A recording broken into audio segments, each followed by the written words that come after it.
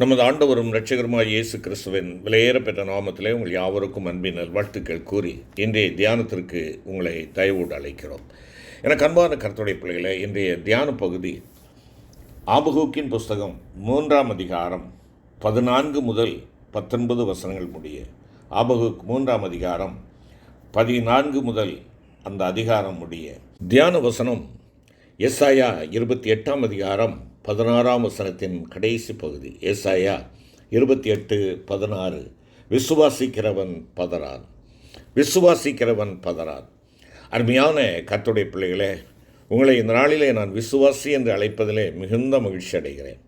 விசுவாசி, ஆம், நீங்களும் நானும் விசுவாசிகளாக இருக்க வேண்டும் என்று சொல்லி ஆண்டவர் விரும்புகிறார். நீங்களும் நானும் விசுவாசிகள் தான், இல்லை என்று சொல்வதற்கில்லை. ஆனால் யாருடைய விசுவாசி? நாம் யாருடைய விசுவாசியாக இருக்கிறோம்? கர்த்தரை விசுவாசிக்கிறவனாக நான் இருக்கிறேனா?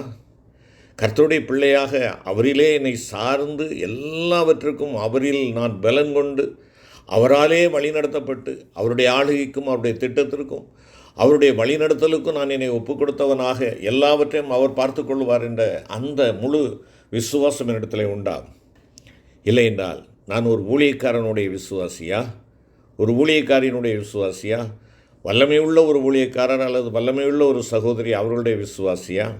அருமையான கர்த்தருடைய பிள்ளைகளே, இந்த உலகத்திலே அநேகர் உண்டு, அநேக ஊழியர்கள் உண்டு.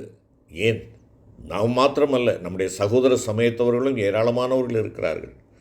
அவர்களும் விசுவாசிக்கிறார்கள், அவர்களுடைய தெய்வத்தை விசுவாசிக்கிறார்கள். அவர்கள் என்ன கொள்கை கோட்பாடுகளை வைத்திருக்கிறார்களோ அவைகளை விசுவாசிக்கிறார்கள். அவர்களையும் விசுவாசிகளாகத்தான் அழைக்கிறார்கள். அப்படி என்றால் நீங்களும் அவர்களும் நானும் ஒன்றாக இருக்கிறோமா? சற்று நாம் யோசித்து பார்க்க அழைக்கப்படுகிறோம். ஒருவேளை அவர்கள் பல பல காரியங்களை விசுவாசிக்கிறவர்களாக இருக்கிறார்கள். சிலர் மாந்திரிகத்தை விசுவாசிப்பார்கள், சிலர் மருந்துகளை விசுவாசிப்பார்கள், சிலர் மக்களுடைய வார்த்தைகளை விசுவாசிக்கிறவர்களாக இருக்கிறார்கள். நல்வார்த்தை சொல்வார்கள் என்று சொல்லி அவர்களே அந்த வார்த்தைகளுக்காக ஓடுகிறவர்களாக இருக்கிறார்கள். என்னுடைய பெயருக்கென்று ஒரு ஆசீர்வாதமான வார்த்தை கிடைக்கும் என்று சொல்லி ஓடுகிறவர்களாக இருக்கிறார்கள். என்னை அவர் நிச்சயமாக இந்த கூட்டத்திலே என்னை சந்திப்பார் என்ற ஒரு விசுவாசத்தோடு செல்லுகிறார்கள். அருமையான கர்த்தருடைய பிள்ளைகளே, பரிசுத்த வேதம் என்ன சொல்கிறது? விசுவாசி என்றால் யார்? விசுவாசி என்றால் யார்? அந்த விசுவாசியினுடைய தன்மை என்ன? விசுவாசிக்கிறவன் பதறான். இதுதான் அடிப்படையான தன்மை. அப்படி என்றால் விசுவாசி, அந்த விசுவாசியினுடைய முதல் காரியம் என்னவென்றால் அவனுடைய தஞ்சம் தேவனாக இருக்கிறது. அவன் ஆண்டவரில் தஞ்சம் புகிறவனாக இருக்கிறான். அவன் தன்னுடைய எல்லா காரியங்களிடத்திற்கும் ஆண்டவரை மாத்திரம் ஓடி வந்து தஞ்சம் புகுந்து அவருடைய வழிநடத்தலை காத்திருக்கிறவனாக இருக்கிறான். அருமையான தேவனுடைய பிள்ளையே, நீ ஆண்டவரில் தஞ்சம் புகுந்தவனாக இருக்கிறாயா? உனக்காக பிளவுண்ட கண்மலை அல்லவா அவர்? அந்த கண்மலையின் வெடிப்பிலே உனக்கு புகலிடம் உண்டு, உனக்கு தஞ்சம் உண்டு, உனக்கு பாதுகாவல் உண்டே. அருமையான சகோதரா சகோதரி, உன்னுடைய தஞ்சம் எதுவாக இருக்கிறது? யாரோ சொல்லுகிற வார்த்தைகளை நீ நம்பிக்கொண்டிருக்கிறாய்? ஆண்டவருடைய வார்த்தையிலே நீ தஞ்சம் புகுந்தரு. ஆண்டவருடைய வார்த்தையிலே ஆபத்து காலத்திலே நீ பலன் கொண்டாமல் இருக்கும்படிக்காக அவருடைய வார்த்தை உனக்கும் எனக்கு கொடுக்கப்பட்டிருக்கிறது. ஆம், அந்த வார்த்தைகளை நம்முடைய இருதயத்தில் வைத்து அவைகளை நம்முடைய இருதயத்திலே பதித்து வைத்து ஆண்டவரில் தஞ்சம் புகிறவர்களாக நீங்களும் நானும் காணப்பட வேண்டும். உன்னுடைய ஆபத்து நாளிலே யாரை நோக்கி ஓடுகிறாய்? உன்னுடைய திறமையை பார்த்து நீ அவைகளிலே தஞ்சம் புகுகிறாயா? உன்னுடைய திரட்சியை பார்த்து அவர்களிலே நீ தஞ்சம் புகுகிறாயா? உன்னுடைய அரசியல் செல்வாக்கிலே நீ தஞ்சம் போகிறாயா? இல்லை என்றால் உனக்காக பேசக்கூடிய மக்கள் இருக்கிறார்கள் என்று சொல்லி அவர்களை நம்பி தஞ்சம் போகிறாயா? அருமையான கர்த்தருடைய பிள்ளைகளே, இவைகளெல்லாம் ஒன்றுக்கு உதவாதவைகள். இவைகள் நாணலை போன்றவைகள், ஸ்திரமற்றவைகள், நிலையானவைகள் அல்ல. கர்த்தருடைய நாமம் உனக்கும் எனக்கும் பலத்த துர்கமாக இருக்கிறது. ஆகினால் தான் வேதம் சொல்கிறது, கர்த்தரின் நாமம் பலத்த துர்கம், நீதிமானதற்குள் ஓடி ஒளிந்து கொள்ளுவான். ஆம், கர்த்தருடைய பிள்ளையே, நீ விசுவாசி என்றால் முதலாவது நீ ஒரு நீதிமானாக இருக்க வேண்டும். ஆண்டவருடைய இரத்தத்தினாலே நீ பாவம் கழுவப்பட்டவனாக இருக்கின்ற பொழுது அவருடைய நாமம் உனக்கு பலத்த துர்கம். அவருடைய நாமம் இரட்சகர், அவருடைய நாமம் விடுவிக்கிறவர், அவருடைய நாமம் வெற்றியை கொடியேற்றுகிறவர், அவருடைய நாமம் ஜெயகிறிஸ்து. ஆம், அவரிலே விசுவாசம் வைக்கிறாயா? அவரிலே தஞ்சம் வைத்திருக்கிறாயா? அவர் வந்தடையத்தக்க கண்மலையாக இருக்கிறார். அவர் வந்தடையத்தக்க கண்மலையாக இருக்கிறார். அருமையான தேவனுடைய பிள்ளையே, விசுவாசியே, ஆண்டவர் உன்னுடைய கண்மலையாக, வந்தடையத்தக்க கண்மலையாக நீ ஏற்றுக்கொள்கின்ற பொழுது, நான் நிற்கும் பாறை கிறிஸ்துதான், வேரஸ்திபாரம் மணல்தான் என்று தைரியமாக நீ சொல்ல முடியும். இரண்டாவதாக, விசுவாசி எல்லா சூழலிலும் பரிசுத்தமான அமைதி கொள்வான் அல்லது தூயதான அமைதி கொள்கிறவனாய் இருப்பான். இருளான வேளை அவனை சந்திக்கிறது. அந்த இருளான வேளையில் அவன் அமைதியான பரிசுத்தருடைய அந்த முகத்தை நோக்கி பார்த்து, தேவனுடைய முகத்தை பார்த்து அவன் பிரகாசத்தை பெற்றுக்கொள்கிறவனாக இருக்கிறான். அவருடைய வார்த்தைக்கு நேராக ஓடுகிறான். அவருடைய வார்த்தையை தேடி வாசிக்கிறான். ஆண்டவருடைய வார்த்தை கால்களுக்கு தீபம், பாதைக்கு வெளிச்சமாக இருக்கிறது.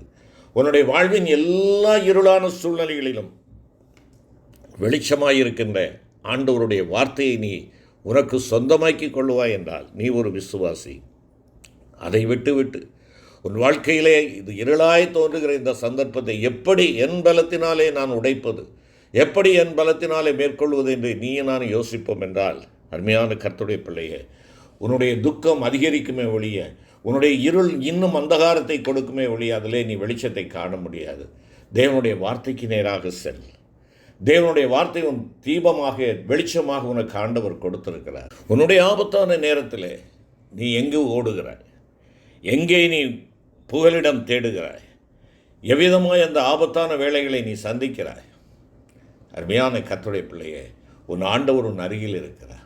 உன் ஆண்டவர் உன் அருகில் இருக்கிறார். உன் ஆபத்து வேளையில் உன் அருகிலே நின்று உன்னை தூக்கி ஏந்தி சுமந்து தப்புவிக்கிற ஆண்டவர் இருக்கிறார். அவரை விட்டு அவர் உண்டாக்கின மனிதரிடத்திலே செல்லுகிறாயா? அவரை பிரஸ்தாபிக்கிற ஊழியரிடத்திலே செல்லுகிறாயா? இல்லை என்றால் ஏதோ ஒரு காரியங்களை செய்தால் இதை இந்த பொல்லாப்பு அல்லது ஆபத்து இவைகளெல்லாம் என்னை விட்டு நீங்கிவிடும் என்று சொல்லி நீ அதற்குரிய பரிகாரம் செய்வதற்காக யாரையோ தேடி ஓடுகிறாயா? உண்மையான கர்த்தருடைய பிள்ளையே, ஆபத்து வேளையில் அனுகூலமான துணையாக இருக்கிறவர் உன் ஆண்டவர். ஆபத்து வேளையில் அனுகூலமான துணைவாக இருக்கிறவர் உன் கர்த்தர். அவரை நீ நோக்கி பார்ப்பாய் என்றால் நீ உண்மையிலே நீ ஒரு விசுவாசி. அது மாத்திரமல்ல, உன் வாழ்விலே உனக்கு எதிராக அலைகள் எழும்புகிறதா? உன்னை ஆழ்த்தத்தக்கதான சூழ்நிலை வருகிறதா? நீ சொல்லாத காரியம் சொன்னதாக உன்மேலே பொய்க்குற்றச்சாட்டு சொல்லப்படுகிறதா? நிந்தை வருகிறதா? அவமானம் வருகிறதா? உன்னை ஆழ்த்தக்கூடிய புயல் அலைகளாக அவைகள் உனக்கு காணப்படலாம். ஆனால் அலைகளை பார்க்காதே.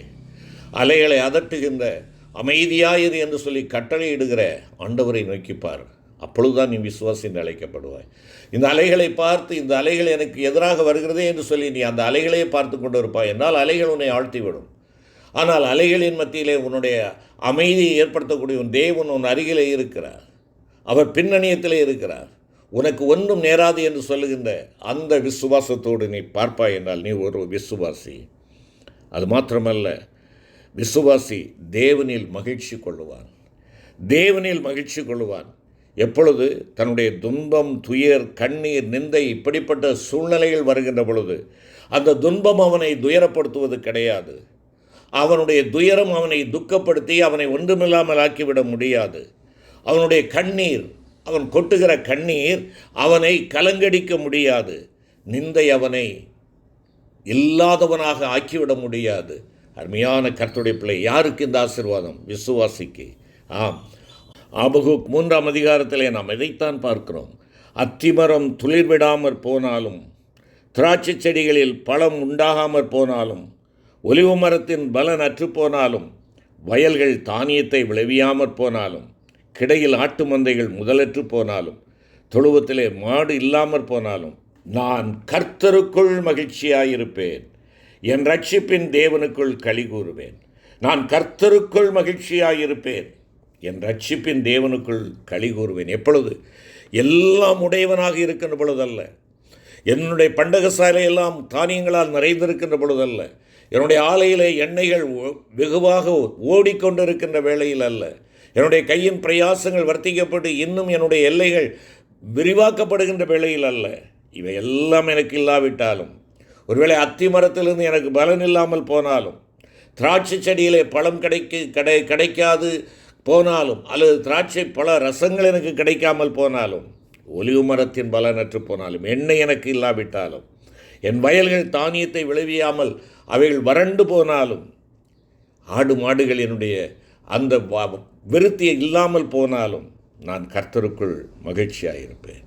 நான் கர்த்தருக்குள் மகிழ்ச்சியாக இருப்பேன். விசுவாசியே, ஒரு சிறு தலைவலிக்கு ஆண்டவரை விட்டு ஓடுகிற அருமையான கர்த்தருடைய பிள்ளையே, உன் கர்த்தருக்குள் நீ மகிழ்ச்சியாக இருப்பாயா? நீ மகிழ்ச்சியாக இருக்கிறாயா? அப்பொழுதுதான் நீ விசுவாசி என்று சொல்லப்பட முடியும். நிறைவாக விசுவாசி தேவனிடத்திலிருந்து மாத்திரம் நன்மைகளை எதிர்பார்க்கிறான். தேவனுடைய சமூகத்திலிருந்து எனக்கு ஒத்தாசை வரும் என்று சொல்லி அவன் பார்க்கிறான். சங்கீதம் 121 அதைத்தான் சொல்லுகிறது. எனக்கு ஒத்தாசை வரும், எனக்கு உதவி வரும் என் ஆண்டவருடைய சமூகத்திலிருந்து. வானத்தையும் பூமியை உண்டாக்கின கர்த்தர் எனக்கு ஒத்தாசை வரும் என்று அவனுடைய ஆழமான விசுவாசத்தை நாம் அங்கே பார்க்கிறோம். நம்முடைய விசுவாசம் எப்படிப்பட்டதாக இருக்கிறது? நம்முடைய விசுவாசம் எப்படிப்பட்டதாக இருக்கிறது? நம்முடைய ஞானத்தில் சார்ந்திருக்கிறோமோ? நான் அப்படி செய்வேன், இப்படி செய்வேன், அதை செய்வேன், இதை செய்வேன், நான் எல்லாவற்றையும் ஆசீர்வதிக்கப்படுவேன் என்று சொல்லி உன்னுடைய சுய புத்தியின் மேல் நீ சாய்ந்து கொண்டிருக்கிறாயோ? சங்கீதம் 67 ஒவ்வொரு விசுவாசியினுடைய அடிப்படை ஆதாரமாக இருக்கட்டும். என் தேவன் என்னை ஆசீர்வதிப்பார், என் தேவனாலே என்னுடைய பூமி ஆசீர்வதிக்கப்படும். அருமையான கர்த்தருடைய பிள்ளையே, அன்பு விசுவாசியே, நீ விசுவாசியா என்பதை தற்பரிசோதனை செய்து பார். விசுவாசியினுடைய புகலிடம் எதுவாக இருக்கிறது? விசுவாசி அவன் அமைதியுடையவனாக எல்லா சூழ்நிலையிலும், இருளான ஆபத்து அலைகள் எழும்பும்போது அமைதி காணப்படுகிறதா? விசுவாசி மகிழ்ச்சியுடையவனாக இருக்கிறான். விசுவாசி தேவனிடமிருந்து நன்மைகளை எதிர்பார்க்கிறான். மனித பலத்தில் அல்ல, மனித புயத்தில் அல்ல, மனித ஞானத்தில் அல்ல, தேவனிடமிருந்து நன்மைகளை எதிர்நோக்குகிறவனாக இருக்கிறான். நீ விசுவாசியா? செபிப்போம். கிருபை நிறைந்த ஆண்டவரே, உம்முடைய சத்தியத்திற்காய் நன்றி ராஜா.